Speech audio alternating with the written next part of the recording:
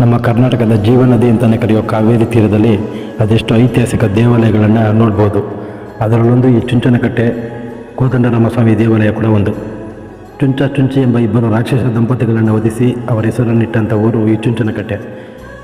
ಭತ್ತದ ನಾಡು ಕೃಷ್ಣರಾಜನಗರದಿಂದ 15 ಕಿಲೋಮೀಟರ್ ಸಾಗಿದ್ರೆ ಈ ಒಂದು ದೇವಾಲಯವನ್ನು ನೋಡ್ಬೋದು. ಇನ್ನು ಇಲ್ಲಿನ ಧನುಷ್ಕೋಟಿ ಜಲಪಾತ ಮಳೆಗಾಲದಲ್ಲಿ ಅದೆಷ್ಟೋ ಪ್ರವಾಸಿಗರನ್ನು ತನ್ನತ್ತ ಸೆಳೆಯುತ್ತೆ. ಇನ್ನು ಇಲ್ಲಿನ ವರ್ಷಕ್ಕೊಮ್ಮೆ ನಡೆಯುವ ಜಾತ್ರೆಗೆ ಸಿದ್ಧತೆಯನ್ನು ನಡೀತಾ ಇತ್ತು. ಸಾವಿರಾರು ಜನಸಂಖ್ಯೆಗಳನ್ನು ಸೇರಿ ಮಾಡೋ ಜಾತ್ರೆಗೆ ಕೆಲವೇ ದಿನಗಳು ಮಾತ್ರ ಬಾಕಿ ಇತ್ತು. ಮಳೆಗಾಲದಲ್ಲಿ ಜೀವನದಿ ಕಾವೇರಿ ಮೈದುಂಬಿ ಹರಿಯುತ್ತೆ.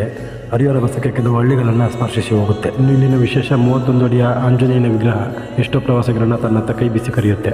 ಈ ದೇವಸ್ಥಾನದ ಇತಿಹಾಸವನ್ನು ಕೆದಕ್ತಾ ಮುಂದೆ ಕಾಲಿಟ್ಟೆ. ತ್ರೇತಾಯುಗದಲ್ಲಿ ತೃಣಬಿಂದು ಎಂಬ ಮಹರ್ಷಿಗಳು ಇಲ್ಲಿ ಒಂದು ಆಶ್ರಮವನ್ನು ಮಾಡಿ ಚುಂಚಿ ಎಂಬ ಇಬ್ಬರು ರಾಕ್ಷಸ ದಂಪತಿಗಳನ್ನು ವಧಿಸಿ ಅವರ ಹೆಸರನ್ನು ಈ ಊರಿಗೆ ಇಡ್ತಾರೆ. ನಂತರ ರಾಮ ಲಕ್ಷ್ಮಣ ಸೀತೆಯರ ಬರುವಿಕೆಗಾಗಿ ಒಂದು ಘೋರ ತಪಸ್ಸನ್ನು ಮಾಡ್ತಾರೆ. ವನವಾಸದಲ್ಲಿದ್ದ ರಾಮ ಲಕ್ಷ್ಮಣ ಸೀತೆ ಈ ಹಚ್ಚ ಹಸಿರಿನ ಭತ್ತದ ಉದಿಕೆಯನ್ನು ಹೊತ್ತು ಮಲಗಿರಿ ಚುಂಚನಕಟ್ಟೆ ಎಂಬ ಊರಿಗೆ ಕಾಲಿಡ್ತಾರೆ. ಈ ಋಷಿಮುನಿಗಳ ತಪಸ್ಸಿಗೆ ಮೆಚ್ಚಿದ ರಾಮ ಲಕ್ಷ್ಮಣ ಸೀತೆ ತಮ್ಮ ಕೋರಿಕೆಯಂತೆ ರಾಮನ ಬಲಭಾಗದಲ್ಲಿ ನಿಂತು ದರ್ಶನವನ್ನು ನೀಡುತ್ತಾರೆ. ಋಷಿಮುನಿಗಳ ಇಚ್ಛೆಯಂತೆ ರಾಮ ಲಕ್ಷ್ಮಣ ಸೀತೆ ಬಂದು ಹೋದ ಜಾಗವನ್ನು ತ್ರೇತಾಯುಗದ ಕಾಲದಲ್ಲಿ ಕೋದಂಡರಾಮಸ್ವಾಮಿ ದೇವಾಲಯವನ್ನಾಗಿ ನಿರ್ಮಾಣ ಮಾಡ್ತಾರೆ. ಈ ದೇವಾಲಯದ ವಿಶೇಷ ಒಂದೆಡೆ ಕಾವೇರಿ ನೀರಿನ ಬೋರ್ಗರಿತ ಕಿಲೋಮೀಟರ್ ಗಟ್ಟಲೆ ಕೆಲಸುತ್ತೆ. ಗರ್ಭಗುಡಿಯ ಒಳಗಡೆ ನಿಷೇಧದ ವಾತಾವರಣ ಹಾಗೆ ಇರುತ್ತೆ. ವಿಡಿಯೋ ಇಷ್ಟ ಆದರೆ ಲೈಕ್ ಮಾಡಿ, ಫಾಲೋ ಮಾಡೋ ನಂತರ ಮರಿಬೇಡಿ.